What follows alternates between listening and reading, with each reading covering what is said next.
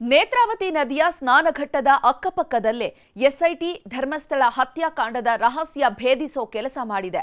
ಮುಸುಕುಧಾರಿ ವ್ಯಕ್ತಿ ಎಲ್ಲೆಲ್ಲಿ ಶವ ಹೂತಿದ್ದೆ ಅಂತ ತೋರಿಸಿದ್ದು ಒಂದೇ ದಿನ 13 ಶವಗಳಿರುವ ಸ್ಥಳಗಳನ್ನ ಎಸ್ಐಟಿ ಗುರುತು ಮಾಡಿದೆ. 13 ಜಾಗಗಳಿಗೂ ನಕ್ಸಲ್ ನಿಗ್ರಹ ಪಡೆಯನ್ನ ಭದ್ರತೆಗೆ ನಿಯೋಜಿಸಿದೆ. ಧರ್ಮಸ್ಥಳದಲ್ಲಿ ನಿಗೂಢ ಶವಗಳ ಸದ್ದು. ಮೊದಲ ದಿನದಿಂದಲೂ ನ್ಯೂಸ್ 18 ನಿರ್ಭೀತ ವರದಿ. ಧರ್ಮಸ್ಥಳ ಭಾಗದಲ್ಲಿ ಶವಗಳನ್ನ ಹೂತಿಟ್ಟ ಆರೋಪದ ಎಸ್ಐಟಿ ಎಂಟ್ರಿಯನ್ನ ಕೊಡಲಿದೆ. ಸತ್ಯ ಕೆದಕಲು ಎಸ್ಐಟಿ ಮುಹೂರ್ತ ಇಟ್ಟಿದೆ. 100 ಶವ ಹೂತಿದ್ದೇನೆ ಎಂದವನ ವಿಚಾರಣೆಯನ್ನ ಮಾಡಲಾಗಿದೆ. ಎಸ್ಐಟಿ ಟೀಮ್ ರಚನೆಯ ನಂತರದಲ್ಲಿ ನಿನ್ನೆಯಿಂದ ಇಲ್ಲಿವರೆಗೂ ಆಗಿರುವಂತಹ ಪ್ರಮುಖ ಬೆಳವಣಿಗೆಗಳು. ಧರ್ಮಸ್ಥಳದಲ್ಲಿ ನಿಗೂಢ ಶವಗಳ ಸದ್ದು ಅನ್ನೋದನ್ನ ಮೊದಲ ದಿನದಿಂದಲೂ ನಿರ್ಭೀತ ವರದಿ ಮಾಡಿದ್ದು ನಿಮ್ಮ ನ್ಯೂಸ್ 18. ತಲೆಬುರುಡೆ ಸಾಕ್ಷ್ಯ ಕೊಟ್ಟಿದ್ದ ಅನಾಮಿಕ ವ್ಯಕ್ತಿಯನ್ನ ಕರ್ಕೊಂಡು ಬರ್ತಾರೆ ಅಂತ ನಿಖರ ಮಾಹಿತಿ ಕೊಟ್ಟಿದ್ದು ನಿಮ್ಮ ನ್ಯೂಸ್ 18. ಇವತ್ತು ಅನಾಮಿಕ ವ್ಯಕ್ತಿಯನ್ನ ಕರ್ಕೊಂಡು ಬಂದು ಸ್ಥಳ ಮಹಜರು ಮಾಡಿದ್ದನ್ನು ನಿರಂತರವಾಗಿ ಲೈವ್ ಕವರೇಜ್ ಮಾಡಿದ್ದು ನಿಮ್ಮ ನ್ಯೂಸ್ 18. ಎಲ್ಲರಿಗಿಂತ ಮೊದಲು ನಡೆದ ಸ್ಥಳ ಮಹಜರು ದೃಶ್ಯಗಳನ್ನೂ ಜನರಿಗೆ ತೋರಿಸಿದ್ದು ನಿಮ್ಮ ನ್ಯೂಸ್ 18. ಧರ್ಮಸ್ಥಳ ಸುತ್ತಮುತ್ತ 100 ಶವಗಳನ್ನ ಹೂತಿದ್ದೀನಿ ಅಂತ ಹೇಳಿದ್ದ ಅನಾಮಿಕ ತಲೆಬುರುಡೆಯೊಂದನ್ನ ತಂದು ಸಾಕ್ಷಿನೂ ಕೊಟ್ಟು ಕೋರ್ಟ್ನಲ್ಲೂ ಜಡ್ಜ್ ಎದುರು ಹೇಳಿಕೆ ಕೊಟ್ಟಿದ್ದ. ಅದೇ ಅನಾಮಿಕ ವ್ಯಕ್ತಿಯನ್ನ ಕರ್ಕೊಂಡ್ಬಂದು ಸ್ಥಳ ಮಹಜರು ನಡೆಸಿದ್ರು. ದೃಶ್ಯ 1, ಬೆಳ್ತಂಗಡಿ ಅಜ್ಞಾತ ಸ್ಥಳ. ಖಾಕಿ ಭದ್ರತೆಯಲ್ಲಿ ಬಂದ ಅನಾಮಿಕ. ಬೆಳ್ತಂಗಡಿ ಭಾಗದಲ್ಲಿ ಅಜ್ಞಾತ ಸ್ಥಳದಲ್ಲಿ ತನ್ನ ವಕೀಲರ ಜೊತೆ ಅನಾಮಿಕ ವ್ಯಕ್ತಿ ಇದ್ದ. ಅದೇ ಅನಾಮಿಕನನ್ನ ಮಧ್ಯಾಹ್ನ 12:35ಕ್ಕೆ ಬಿಗಿ ಭದ್ರತೆಯಲ್ಲಿ ಕೆಎಸ್ಆರ್ಪಿ ತುಕಡಿಯಲ್ಲಿ ಎಸ್ಐಟಿ ಅಧಿಕಾರಿಗಳು ಕರ್ಕೊಂಡು ಸ್ಥಳ ಮಹಜರಿಗೆ ಹೊರಟರು. ದೃಶ್ಯ 2, ಧರ್ಮಸ್ಥಳ ಸ್ನಾನಘಟ್ಟ. ಸಿಆರ್ಪಿಎಫ್, ಗರುಡ ಪಡೆ, ಖಾಕಿ ಸೆಕ್ಯೂರಿಟಿ. ಅನಾಮಿಕ ವ್ಯಕ್ತಿಯನ್ನ ಎಸ್ಐಟಿ ಅಧಿಕಾರಿಗಳು ಮೊದಲು ಕರ್ಕೊಂಡು ಬಂದಿದ್ದು ನೇತ್ರಾವತಿ ನದಿ ನೀರು ಹರಿಯುವ ಧರ್ಮಸ್ಥಳದ ಪುಣ್ಯಸ್ಥಳವಾದ ಸ್ನಾನಘಟ್ಟಕ್ಕೆ. ಸ್ನಾನಘಟ್ಟದ ಜಾಗಕ್ಕೆ ಅನಾಮಿಕನನ್ನ ಕರ್ಕೊಂಡು ಬಂದಿದ್ದು ಬಿಗಿ ಭದ್ರತೆಯಲ್ಲಿ. ಯಾವುದೇ ಅನಾಹುತಗಳಾಗದಂತೆ ಎಚ್ಚರಿಕೆ ವಹಿಸಿದ್ದ ಎಸ್ಐಟಿ ಅಧಿಕಾರಿಗಳು ನೇತ್ರಾವತಿ ಸ್ನಾನಘಟ್ಟದಲ್ಲಿ ಭಕ್ತರಿಗೆ ಸ್ನಾನಕ್ಕೂ ಅವಕಾಶ ಕೊಟ್ಟಿರಲಿಲ್ಲ. ಧರ್ಮಸ್ಥಳ ಸ್ನಾನಘಟ್ಟಕ್ಕೆ ಕರೆತಂದಾಗ ಅನಾಮಿಕನಿಗೆ ಆಧುನಿಕ ಶಸ್ತ್ರಾಸ್ತ್ರಗಳನ್ನ ಇಟ್ಕೊಂಡಿದ್ದ ಸಿಆರ್ಪಿಎಫ್ ಭದ್ರತಾ ಪಡೆಗಳ ಭದ್ರತೆ ಇತ್ತು. ಕರ್ನಾಟಕದ ಗರುಡ ಟೀಮ್ ಭದ್ರತೆ ಒದಗಿಸಿದ್ರು. ಜೊತೆಗೆ 100ಕ್ಕೂ ಹೆಚ್ಚು ಪೊಲೀಸರ ಭದ್ರತೆಯಲ್ಲಿ ಮಧ್ಯಾಹ್ನ 12:57ಕ್ಕೆ ಸ್ನಾನಘಟ್ಟಕ್ಕೆ ಕರೆತಂದ್ರು. ದೃಶ್ಯ 3, ಧರ್ಮಸ್ಥಳ ಸ್ನಾನಘಟ್ಟ. ಹೂತಿಟ್ಟ ಶವಗಳ ಸ್ಥಳಗಳ ಗುರುತು ಪತ್ತೆ. ಧರ್ಮಸ್ಥಳ ಸ್ನಾನಘಟ್ಟದ 100 ಮೀಟರ್ ಅಂತರದಲ್ಲಿ ಅನಾಮಿಕ ವ್ಯಕ್ತಿ ಎಸ್ಐಟಿ ಅಧಿಕಾರಿಗಳಿಗೆ ಕೈಸನ್ನೆ ಮೂಲಕ ಇಲ್ಲೇ ಸರ್ ಶವ ಹೂತು ಹಾಕಿದ್ದು ಅಂತ ತೋರಿಸ್ತಿದ್ದ. ತಲೆಬುರುಡೆಯನ್ನ ಸಾಕ್ಷಿಯನ್ನಾಗಿ ಕೊಟ್ಟಿದ್ದು ಆ ತಲೆಬುರುಡೆಯನ್ನ ತಂದ ಜಾಗವನ್ನೂ ಎಸ್ಐಟಿ ಅಧಿಕಾರಿಗಳಿಗೆ ತೋರಿಸಿದ. ಸ್ವಲ್ಪವೂ ಎದೆಗುಂದದೆ, ಸ್ವಲ್ಪವೂ ಭಯ ಬೀಳದೆ, ಯಾವುದೇ ಹಿಂಜರಿಕೆ ಹೆದರಿಕೆ ಇಲ್ಲದೆ ಇಲ್ಲೇ ಶವಗಳು ಸಿಕ್ಕಿದ್ದು, ಇದೇ ಜಾಗದಲ್ಲೇ ಆ ಶವಗಳ ಅಂತ್ಯಕ್ರಿಯೆ ಮಾಡಿದ್ದು ಅಂತ ಹಿರಿಯ ಪೊಲೀಸ್ ಅಧಿಕಾರಿಗಳಿಗೆ ಉತ್ತರ ಕೊಟ್ಟ. ದೃಶ್ಯ 4, ಧರ್ಮಸ್ಥಳ ಕಾಡು. ಕಾಡಿನಲ್ಲಿ ಹೂತಿಟ್ಟ ಸ್ಥಳ ಮಹಜರು. ಮಧ್ಯಾಹ್ನ 1 ಗಂಟೆಯಿಂದ ಮಧ್ಯಾಹ್ನ 2:50ರವರೆಗೂ ಅಂದ್ರೆ ಸುಮಾರು 2 ಗಂಟೆಗಳ ಕಾಲ ಧರ್ಮಸ್ಥಳ ಕಾಡಿನ ಒಳಗೆ ಅನಾಮಿಕ ವ್ಯಕ್ತಿಯನ್ನ ಕರ್ಕೊಂಡು ಹೋದ್ರು.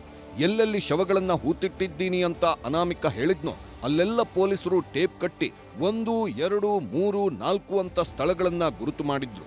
ಮಧ್ಯಾಹ್ನ 3 ಗಂಟೆವರೆಗೂ ಒಟ್ಟು 8 ಸ್ಥಳಗಳಲ್ಲಿ ಟೇಪ್ ಕಟ್ಟಿ ನಿಷೇಧಿತ ಪ್ರದೇಶ ಅಂತ ಸ್ಥಳಗಳನ್ನ ಮಾರ್ಕ್ ಮಾಡಿದ್ರು. ದೃಶ್ಯ 5, ಧರ್ಮಸ್ಥಳ ಪೊಲೀಸ್ ಠಾಣೆ. ಪೊಲೀಸ್ ಠಾಣೆಯಲ್ಲಿ ಊಟದ ವ್ಯವಸ್ಥೆ.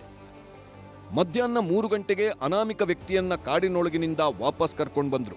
ಮನುಷ್ಯರು ಓಡಾಡಲು ಆಗದ ದಟ್ಟ ಕಾಡಿನೊಳಗೆ 2 ಗಂಟೆಗಳ ಕಾಲ ಶೋಧ ಮುಗಿಸಿ ಹೊರಗೆ ಬಂದ್ರು. ಅಲ್ಲಿಂದ ಅನಾಮಿಕನನ್ನ ಸೀದಾ ಧರ್ಮಸ್ಥಳ ಪೊಲೀಸ್ ಠಾಣೆಗೆ ಕರೆತಂದ್ರು. ಅಲ್ಲೇ ಊಟದ ವ್ಯವಸ್ಥೆ ಮಾಡಿದ್ದ ಎಸ್ಐಟಿ 1 ಗಂಟೆ ಠಾಣೆಯಲ್ಲೇ ಇದ್ದು ಕೆಲವು ಮಾಹಿತಿಯನ್ನೂ ಸಂಗ್ರಹಿಸಿದ್ರು. ದೃಶ್ಯ 6, ಧರ್ಮಸ್ಥಳ ಅಜಿಕುರಿ ರಸ್ತೆ. ಮತ್ತೆ ಹೂತಿಟ್ಟ ರಹಸ್ಯ ಶೋಧ. ಧರ್ಮಸ್ಥಳ ಠಾಣೆಯಿಂದ ಮತ್ತೆ ಅನಾಮಿಕನನ್ನ ನೇತ್ರಾವತಿ ನದಿ ಭಾಗಕ್ಕೆ ಕರ್ಕೊಂಡು ಬಂದ್ರು.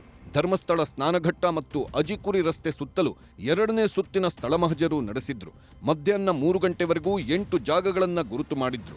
ಸಂಜೆ 4 ಗಂಟೆಯಿಂದ ಮತ್ತೆ 5 ಸ್ಥಳಗಳನ್ನ ಅನಾಮಿಕ ವ್ಯಕ್ತಿ ತೋರಿಸಿದ್ದು ಒಟ್ಟು 13 ಜಾಗಗಳಲ್ಲಿ ಅನಾಮಿಕ ವ್ಯಕ್ತಿ ಶವಗಳನ್ನ ಹೂತಿಟ್ಟಿದ್ದೀನಿ ಅಂತ ತೋರಿಸಿದ್ದಾನೆ. ಆ 13 ಜಾಗಗಳಿಗೂ ನಂಬರ್ಗಳನ್ನ ಹಾಕಿಟ್ಟಿದ್ದಾರೆ. ದೃಶ್ಯ 7, ಡ್ರೋನ್ ಕಣ್ಗಾವಲು. ಗುರುತಿಸಿದ ಜಾಗಗಳಿಗೆ ಎಎನ್ಎಫ್ ಭದ್ರತೆ. ಅನಾಮಿಕ ಶವ ಹೂತಿಟ್ಟಿದ್ದೀನಿ ಅಂತ ತೋರಿಸಿರುವ 13 ಸ್ಥಳಗಳನ್ನ ಡ್ರೋನ್ ಮೂಲಕ ವಿಡಿಯೋ ಮಾಡಿಕೊಳ್ಳಲಾಗಿದೆ. ಜೊತೆಗೆ 13 ಸ್ಥಳಗಳಿಗೂ ನಕ್ಸಲ್ ನಿಗ್ರಹ ಪಡೆ ಸಿಬ್ಬಂದಿಯನ್ನ ಭದ್ರತೆಗೆ ನಿಯೋಜಿಸಲಾಗಿದೆ. ಒಂದೊಂದು ಸ್ಥಳಕ್ಕೂ ತಲಾ 2 ಶಸ್ತ್ರಸಜ್ಜಿತ ಎಎನ್ಎಫ್ ಸಿಬ್ಬಂದಿಯನ್ನ ಹಾಕಲಾಗಿದೆ.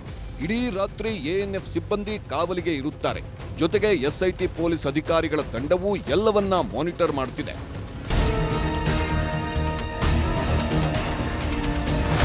ಮಣ್ಣು ಅಗೆದು ಸಾಕ್ಷಿಗಳ ಕಲೆ ಹಾಕಲಿರುವ ತನಿಖಾ ತಂಡಗಳು. ಅನಾಮಿಕ ವ್ಯಕ್ತಿ ಒಂದೇ ದಿನ ಒಟ್ಟು 13 ಸ್ಥಳಗಳನ್ನು ತೋರಿಸಿದ್ದಾನೆ. 13 ಸ್ಥಳಗಳಲ್ಲೂ ಖನನ ಕಾರ್ಯ ನಡೆಯಲಿದೆ. ಗುರುತು ಮಾಡಿರುವ ಸ್ಥಳಗಳಲ್ಲಿ ಮಣ್ಣು ಅಗೆದು ಸಾಕ್ಷಿಗಳ ಕಲೆ ಹಾಕಲು ಎಸ್ಐಟಿ ಅಧಿಕಾರಿಗಳು ನಿರ್ಧರಿಸಿದ್ದಾರೆ.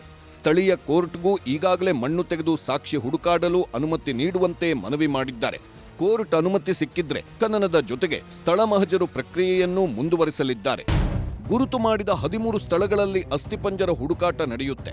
ತನಿಖಾಧಿಕಾರಿಗಳು, ಎಫ್ಎಸ್ಎಲ್, ಸೋಕೋ ಟೀಮ್ ಸ್ಥಳದಲ್ಲಿರ್ತಾರೆ. ತಹಶೀಲ್ದಾರ್, ಕಂದಾಯ ಅಧಿಕಾರಿ, ಸ್ಥಳೀಯ ಪಂಚಾಯಿತಿಯವರು, ವೈದ್ಯರ ತಂಡ, ವಿಡಿಯೋಗ್ರಾಫರ್ ಸಮ್ಮುಖದಲ್ಲಿ ಸಾಕ್ಷಿ ಶೋಧ ನಡೆಯುತ್ತೆ. ಮೂಳೆ, ಕೂದಲು, ಶವದ ಉಗುರುಗಳಿಗಾಗಿ ಹುಡುಕಾಟ ನಡೆಯುತ್ತೆ. ಒಡವೆಗಳು, ವಾಚ್, ಉಂಗುರ ಹಾಗೂ ಇತರೆ ವಸ್ತುಗಳಿಗೆ ಹುಡುಕಾಟ ನಡೆಯುತ್ತೆ. ಏನೆಲ್ಲ ವಸ್ತುಗಳು ಸಿಗುತ್ತೋ ಅದನ್ನೆಲ್ಲ ಎಫ್ಎಸ್ಎಲ್ ಟೆಸ್ಟ್ಗೆ ಕಳಿಸ್ತಾರೆ. ಗಂಡು, ಹೆಣ್ಣು, ವಯಸ್ಸು, ಸಾವಿನ ಕಾರಣ ಹುಡುಕಲು ಡಿಎನ್ಎ ಪರೀಕ್ಷೆಗೂ ರವಾನಿಸ್ತಾರೆ. ಸತ್ತಿದ್ದೇಗೆ, ಕೊಲೆನಾ, ಆತ್ಮಹತ್ಯೆನಾ, ಗಾಯಗಳಿತ್ತ ಅನ್ನೋದನ್ನು ಪತ್ತೆ ಮಾಡಲಾಗುತ್ತೆ.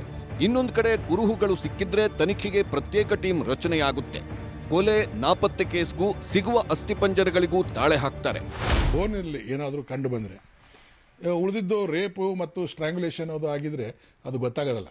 ಯಾಕಂದ್ರೆ ಎಲ್ಲ ಬಾಡಿ ಎಲ್ಲ ಹೋಗಿಬಿಟ್ಟಿರ್ತದೆ. ಬರೇ ಇವತ್ತು ಹಾಜರಾಗಿದೆ, ನಾಳೆಯಿಂದನೇ ಡಿಗ್ ಮಾಡೋ ಅಂತ. ಅದೇ ನಾಳೆ ಮಾಡ್ತಾರೆ. ನಾಳೆ ಮಾಡುವಾಗ ಇದನ್ನೆಲ್ಲ ನೋಡ್ತಾರೆ ಅವರು. ನಾಳೆ ಡಿಗ್ ಮಾಡುವಾಗ ತಾಲೂಕಾ ಅಥವಾ ಮ್ಯಾಜಿಸ್ಟ್ರೇಟ್ ಆಗಲಿ ಅಥವಾ ಸಬ್ ಡಿವಿಷನ್ ಮ್ಯಾಜಿಸ್ಟ್ರೇಟ್ ಆಗಲಿ ಅಲ್ಲಿ ಹಾಜರಿದ್ದು ಅದನ್ನು ವಿಡಿಯೋ ಸಮೇತ ಮಾಡ್ತಾರೆ. ವಿಡಿಯೋ ಸಮೇತ ಮಾಡಿ ಎಲ್ಲ ಪರಿಶೀಲನೆ ಮಾಡ್ತಾರೆ.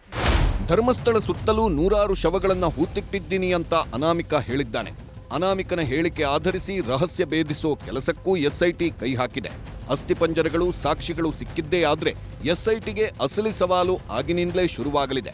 ಆಮೇಲೆ ಅನಾಮಿಕ ವ್ಯಕ್ತಿಯನ್ನ ನ್ಯಾಯಾಧೀಶರ ಮುಂದೆ ಹಾಜರುಪಡಿಸಿ ಇನ್ನಷ್ಟು ಮಾಹಿತಿಗಳ ಸಂಗ್ರಹಕ್ಕಾಗಿ ವಶಕ್ಕೆ ಪಡೆಯಲಿದ್ದು, ಅನಾಮಿಕ ಮಾಸ್ಕ್ ಮ್ಯಾನ್ನನ್ನೇ ಅಪ್ರೂವರ್ ಆಗಿ ಪರಿಗಣಿಸುವ ಸಾಧ್ಯತೆಗಳೂ ಇವೆ.